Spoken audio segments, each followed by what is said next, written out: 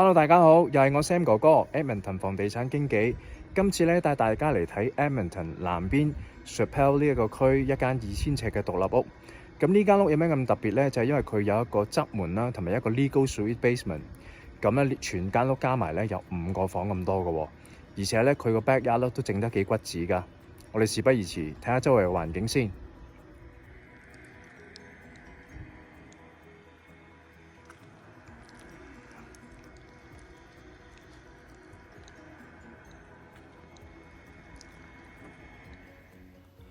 咁呢間屋嘅面積呢，就係2000尺，未計個 basement 嘅。咁喺2樓呢，有4個睡房啦。咁其實喺 main floor 呢一層呢，都有個書房嘅喎。我哋睇睇個廳幾闊落。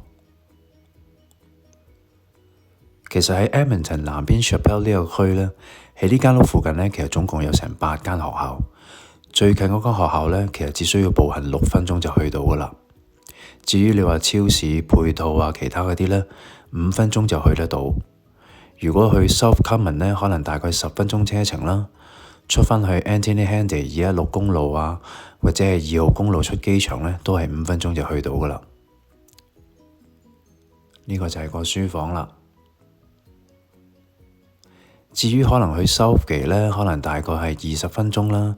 去 West Edmonton Mall 呢，可能就25分鐘都可以去得到㗎喇。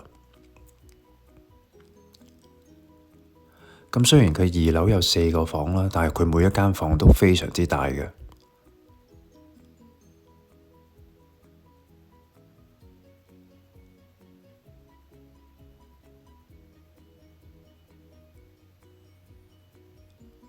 洗衣房喺2樓啦，呢個就係主人房啦。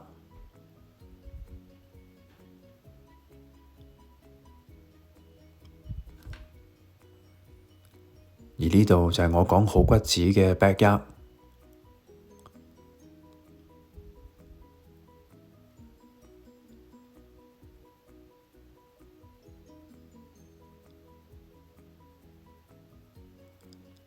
呢個就係側門啦，畀租客出入嘅。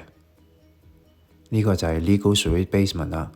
咁業主呢 confirm 咗同我講呢個租客呢係交緊1400蚊租嘅。咁如果要用按揭供樓嘅話呢，其實呢1400蚊都幫到手嘅喎。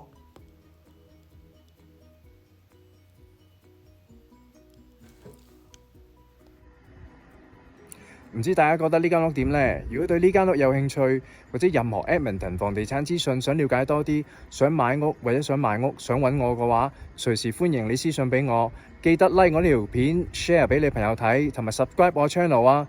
下次見，拜拜。